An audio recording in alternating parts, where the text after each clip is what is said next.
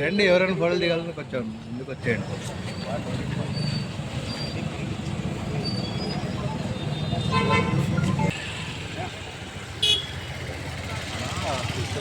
గిరేనప్పుడు ఉంటాడు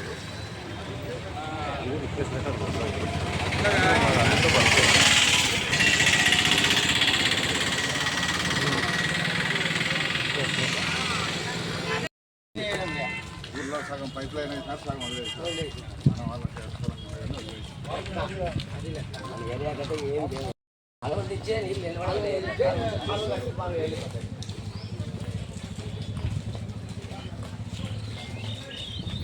మనం వేసి సిమెంట్ రోడ్ అన్న 20 అంతే, ఏం లేదు. మొత్తం ఇళ్ళకే ఉంది. అన్నీ ఎక్కువ ఉంది రైతునాల మా ఇది రోగాలు రేటు మలేరియా డ్రైనేజ్ అంతా అది రోడ్డు పోవాలా, రోడ్డు కాలం ఉంది.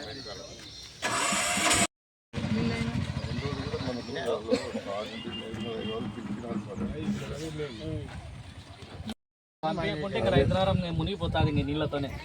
అది మనకు నేషనల్ హైవే అయింది సార్, అది టెండర్ కూడా అయింది, మొదలు పెట్టాం. ఇంకా అట్లా పెట్టినారు, అదే కట్టలే నిలబడి ఎందుకు నిలబడినారు సార్? దీన్ని 80 అడుగులు క్లియర్ చేసినారు, చెట్లు కొట్టేసినారు, అన్ని పెద్ద పెద్ద. తర్వాత శిల్పాలు ఏం చేసినారంటే వసంతనగర్ రోడ్డు అని దాన్ని వేయాలని దాన్ని అటు తిప్పినారు అనమాట. అటు తిప్పి ఆడ కొలత వేస్తుంటే ఆడ ఆఫ్ చేసినారు. అది ఇంకా అటు ఇటు కాకుండా నిలబడిపోయింది. ఈ రోజు కూడా పేపర్లు వేసినట్టు అవునన్నా, అది పొలాల్లో శేలల్లో చేసింది సార్. అది కూడా ఇచ్చిన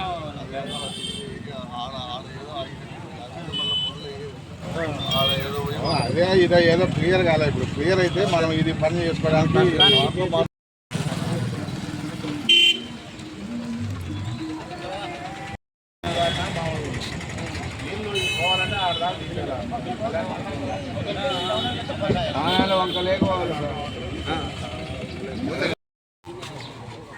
ఊరంతా ఇట్నే ఉంటుంది.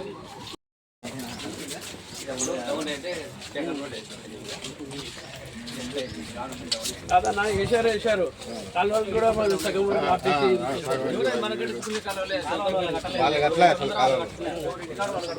అది ఒకరి కిందికి ఒకరి పైకి.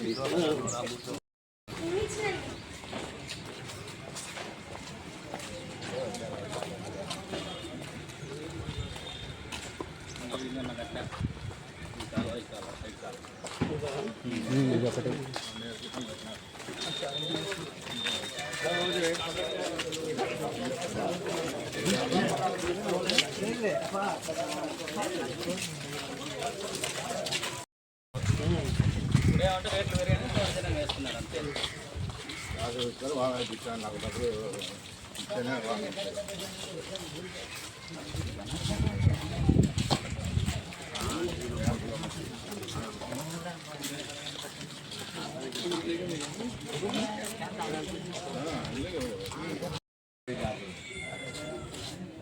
కట్ చేసి పైపులోనే వేయచ్చు కదా, అట్లా కూడా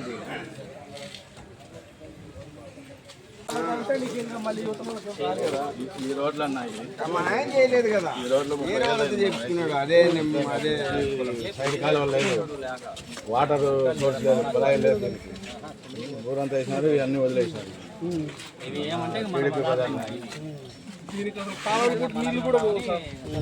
ఇంటికాడ ఇంట్లో కాలువలు మెరకైపోయాయి. ఇప్పుడు 30 ఏళ్ళ నాడేసింది, అంత పైలిపోయింది. తీసి ఆడేస్తారు, అది మళ్ళీ ఎత్తుకొని పోరు. అది కూడా పక్కన ఉన్న మట్టి కూడా అదే కాలువల మట్టి ఆ సైడ్ పెట్టేస్తారు. ఈ రోడ్డు మీద నీళ్ళు పడుతున్నాయి. బాగా ఇబ్బంది అయిపోయింది దోమలతోటి. అది ఎత్తారు తీసిన అది చేస్తారు.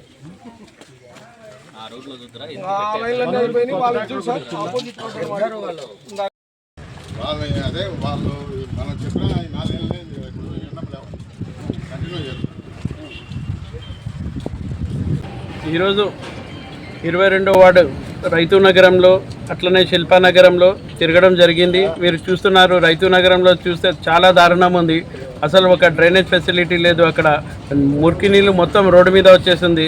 20 సంవత్సరాల నుంచి శిల్ప కుటుంబం అంతా నంద్యాలలో శాసించారు కదా, ఏం చేశారు మీరు ఒక్కసారి చూడండి. నంద్యాల ఒక రైతు నగరమే కాదు, వైఎస్ఆర్ నగర్ కానీ నందమూరి నగర్ కానీ మొత్తం డ్రైనేజ్ సిస్టమ్ చాలా అంటే చాలా దారుణంగా ఉంది. వీళ్ళు ఏం చేశారో కూడా అర్థం కావడం లేదు. జనాలు వీళ్ళకి ఇన్ని సంవత్సరాలు ఎట్లా ఓట్లు వేశారో కూడా తెలియదు. ఇప్పుడు మాకు అవకాశం ఇచ్చారు, ఖచ్చితంగా మేము అభివృద్ధి ఏమని చేసి చూపిస్తాము. రేపు నుంచి కూడా ఇక్కడ శిల్పానగరంలో రేపు నుంచే వర్క్ కూడా స్టార్ట్ అవుతుంది. దానికోసం మా నాయకులు మన హరి అన్న కానీ ఇక్కడ గఫూర్ అన్న కానీ అందరూ సహకరిస్తున్నారు. అట్లనే బాబులాల్ కూడా వాళ్ళందరూ కలిసి ఖచ్చితంగా ప్రతి నంద్యాలలో అభివృద్ధిలో అందరూ తెలుగుదేశం నాయకులు కానీ నంద్యాల ప్రజలు కానీ అందరు ముందుకొచ్చి ఖచ్చితంగా మనం నంద్యాల రూపురేఖలు మార్చాలని కోరుకుంటున్నాను. జై హింద్, జై తెలుగుదేశం. నుంచి శిల్పానగర్లో తెలుగుదేశం జిల్లా ప్రధాన కార్యదర్శి శ్రీ ఎన్ఎండి ఫిరోజ్ గారు సందర్శించడం జరిగింది. గత 5 సంవత్సరాల నుంచి ఈ శిల్పానగర్లో ఎటువంటి డెవలప్మెంట్ జరగలేదు. ఈరోజు మొత్తం వార్డు విజిట్ చేసి డెవలప్మెంట్ రేపు నుంచి మొదలు పెట్టడానికి కావాల్సిన ఏర్పాట్లు చేయడం జరిగింది. మోహన్ రెడ్డి చేసిన అరాచకాలు శిల్పానగర్లో దొంగ పట్టాలు అమ్ముకోవడం, పట్టాలు వేరే వాళ్ళకి ఇచ్చి డబ్బులు తీసుకోవడం ఇవన్నీ జరిగినాయి. వాటి మీద సమగ్ర విచారణ జరిపించాలని నేను మా మంత్రి గారిని కోరుకుంటున్నాను.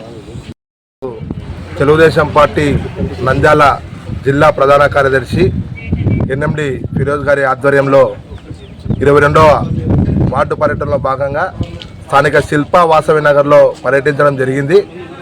పేరుకే శిల్పానగర్ పెట్టుకున్నాడు కానీ శిల్పా మోహన్ రెడ్డి గతంలో ఇక్కడ ఎటువంటి అభివృద్ధి చేయలేదు. దానికి నిదర్శనమే ఈరోజు వార్డు పర్యటనలో ఫిరోజ్ అన్న గారు చూసినప్పుడు రోడ్లు గుంతలమయం అన్నీ కనపడడం జరిగినాయి.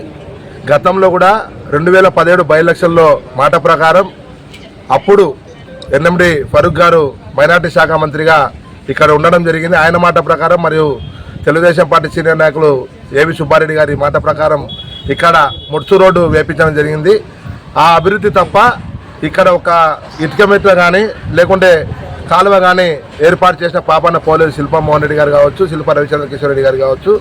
ఇప్పుడున్నటువంటి ప్రజాప్రభుత్వం తెలుగుదేశం పార్టీ ప్రభుత్వంలో మా నాయకుడు ఎన్ఎండి ఫిరోజ్ గారి అధ్యక్షతన తప్పకుండా శిల్పానగర్ను అభివృద్ధి పదంలో తీసుకుపోతాం.